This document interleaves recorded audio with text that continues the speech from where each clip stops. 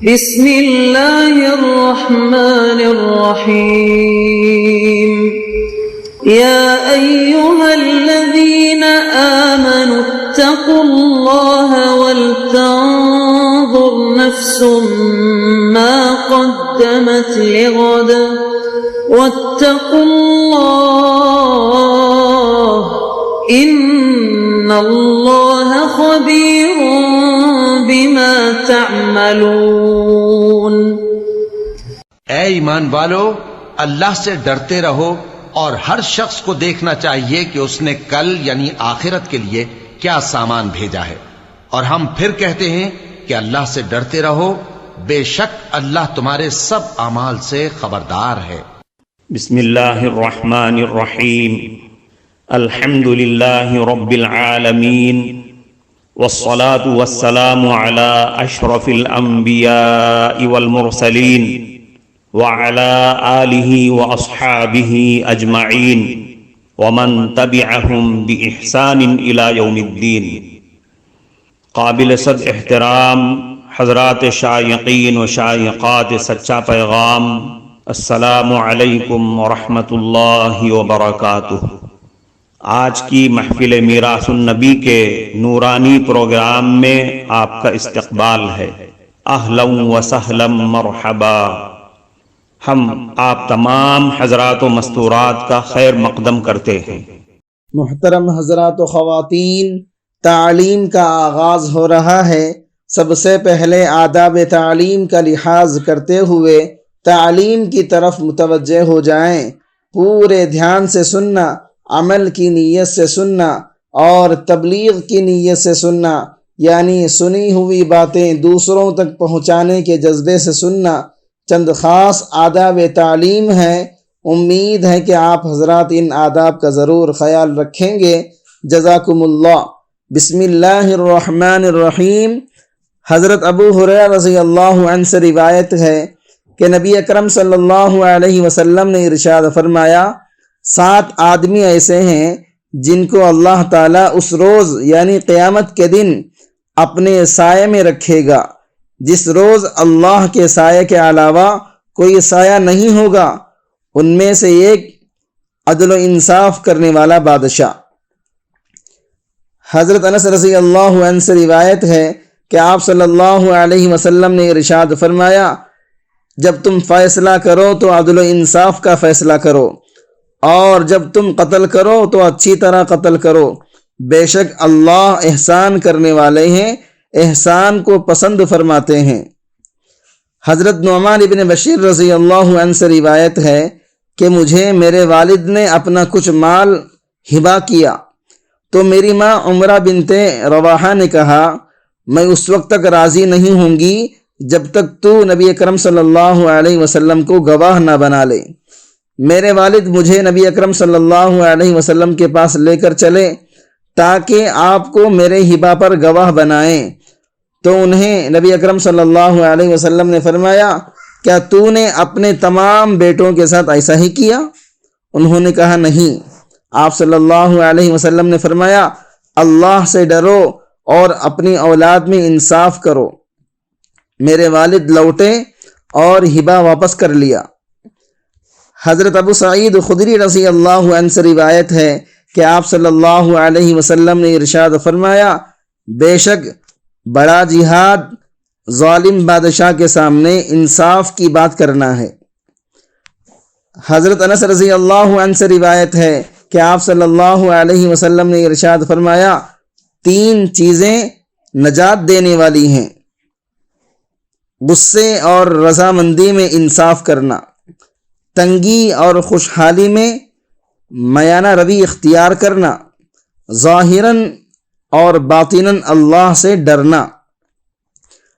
حضرت ابو ہریرہ رضی اللہ عنہ سے روایت ہے کہ آپ صلی اللہ علیہ وسلم نے ارشاد فرمایا، 3 آدمیوں کی دعا رد نہیں ہوتی۔ نمبر 1 روزے دار کی یہاں تک کہ افطار کر لے، عادل بادشاہ کی، مظلوم کی، اللہ تعالیٰ ان کی دعاؤں کو بادلوں سے اوپر اٹھا لیتے ہیں اور ان کے لیے آسمان کے دروازے کھول دیے جاتے ہیں، اور پروردگار فرماتا ہے میری عزت کی قسم میں تمہاری مدد ضرور کروں گا اگرچہ کچھ وقت گزر جائے۔ حضرت عبداللہ بن مسعود رضی اللہ عنہ سے روایت ہے کہ یوم حنین میں رسالت مآب صلی اللہ علیہ وسلم نے لوگوں میں حصے تقسیم فرمائے۔ اقرا ابن حابس کو 100 اونٹ دیے، اعینہ کو بھی اتنے ہی دیے، اور دوسرے معززین عرب کو بھی حصے دیے اور ان کو حصے دینے میں ترجیح دی۔ تو ایک آدمی نے کہا اللہ کی قسم اس تقسیم میں انصاف کو بروئے کار نہیں لایا گیا، یعنی انصاف سے تقسیم نہیں کیا گیا، اور اس میں اللہ تعالیٰ کی رضامندی مقصود نظر نہیں دکھی گئی ہے۔ تو میں نے کہا اللہ کی قسم رسالت مآب صلی اللہ علیہ وسلم کو اس کی اطلاع دے دیتا ہوں۔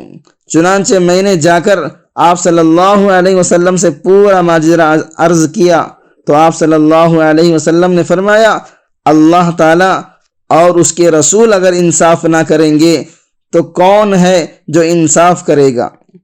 اللہ تعالیٰ موسیٰ علیہ السلام پر رحم کرے، انہیں تو اس سے بھی زیادہ تکلیف دی گئی اور انہوں نے صبر سے کام لیا۔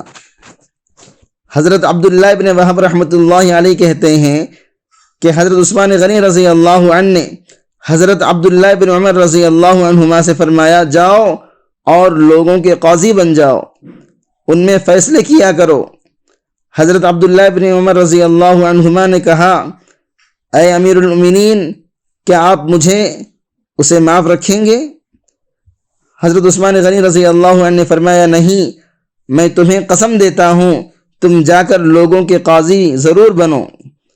حضرت عبداللہ ابن عمر رضی اللہ عنہما نے کہا آپ جلدی نہ کریں، کیا آپ نے نبی اکرم صلی اللہ علیہ وسلم سے یہ نہیں سنا جس نے اللہ کی پناہ چاہی وہ بہت بڑی پناہ میں آ گیا؟ حضرت عثمان غنی رضی اللہ عنہ نے فرمایا ہاں۔ حضرت عبداللہ ابن عمر رضی اللہ عنہما نے کہا میں قاضی بننے سے اللہ کی پناہ چاہتا ہوں۔ حضرت عثمان غنی رضی اللہ عنہ نے فرمایا تم قاضی کیوں نہیں بننا چاہتے حالانکہ تمہارے والد تو قاضی تھے؟ حضرت عبداللہ بن عمر رضی اللہ عنہما نے کہا میں نے نبی اکرم صلی اللہ علیہ وسلم کو یہ فرماتے ہوئے سنا جو قاضی بنا اور پھر نہ جاننے کی وجہ سے غلط فیصلہ کر دیا تو وہ دوزخی ہے، اور قاضی عالم ہو اور حق انصاف کا فیصلہ کرے وہ بھی یہ چاہے گا وہ اللہ کے یہاں جا کر برابر سرابر چھوٹ جائے، نہ انعام ملے اور نہ کوئی سزا ملے۔ اب اس حدیث کے سننے کے بعد بھی میں قاضی بننے کی امید کیسے کر سکتا ہوں؟ اس بات پر حضرت عثمان غنی رضی اللہ عنہ نے ان کے عذر کو قبول کر لیا اور ان سے فرمایا کہ تم کو تو معاف کر دیا لیکن تم کسی اور کو یہ بات نہ بتانا، ورنہ اگر سارے ہی انکار کرنے لگ گئے تو پھر مسلمانوں میں قاضی کون بنے گا؟ یہ اجتماعی ضرورت کیسے پوری ہوگی؟ محترم ناظرین کرام، اس دینی اور ایمانی بیان کو سننے کے دوران ہی اس کو لائک کر دیجئے اور شیئر بھی کر دیجئے تاکہ دوسرے بھی اس سے فائدہ اٹھا سکیں۔ اللہ آپ کو جزائے خیر عطا فرمائے۔ حضرت عبداللہ ابن ابی اوفا رضی اللہ عنہ سے روایت ہے کہ آپ صلی اللہ علیہ وسلم نے ارشاد فرمایا اللہ تعالیٰ قاضی کے ساتھ ہوتا ہے جب تک کہ وہ ظلم نہ کرے، جب ظلم کر لیتا ہے تو اللہ اس کو اس کے نفس کے حوالے کر دیتا ہے۔ حضرت ابو ذر رضی اللہ عنہ سے روایت ہے کہ انہوں نے نبی کریم صلی اللہ علیہ وسلم سے پوچھا آپ مجھے کیوں کسی سرکاری کام پر نہیں لگاتے؟ آپ صلی اللہ علیہ وسلم نے فرمایا اے ابو ذر تم ایک کمزور آدمی ہو اور یہ عہدے قیامت میں حسرت اور ندامت کا سبب بنیں گے سوائے اس کے جس نے اسے حق کے ساتھ لیا اور جو ذمہ داریاں اس پر ڈالی گئی تھیں وہ اس نے اس کو ادا کر دیا۔ امام نووی رحمۃ اللہ علیہ اس حدیث کی تشریح میں فرماتے ہیں یہ حدیث عہدوں سے گریز کرنے میں بنیادی حدیث ہے، خاص کر اس کے لیے جو اپنی ذمہ داری نہیں نبھا سکتا۔ شرمندگی اور ندامت اس کے لیے ہوگی جو اس کا مستحق ہوگا، عدل نہیں کرے گا۔ جو عہدے کا حل ہوگا، عدل کرے گا تو اس کے لیے اجر ہے، جیسا کہ دوسرے احادیث سے ثابت ہے۔ لیکن عہدہ قبول کرنے میں خطرات ہیں، پریشانیاں ہیں، اس لیے اکابرین عہدوں سے گریز کیا کرتے تھے۔ امام شافعی رحمۃ اللہ علیہ نے مامون کے کہنے کے باوجود قاضی کا عہدہ نہیں لیا۔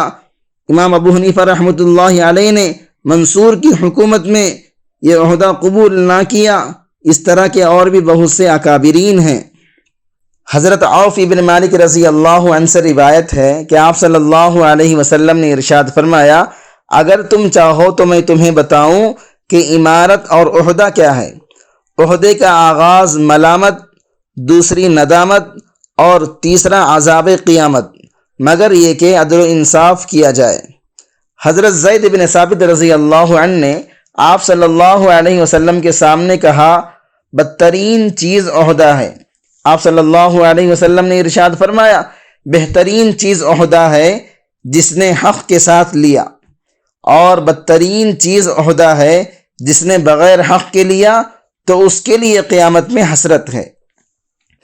حضرت عبداللہ بن عمر رضی اللہ عنہما فرماتے ہیں، میں نے رسول اکرم صلی اللہ علیہ وسلم کو فرماتے ہوئے سنا، تم میں سے ہر آدمی نگراں ہے، اور ہر آدمی سے اس کی رعیت کے بارے میں پوچھا جائے گا۔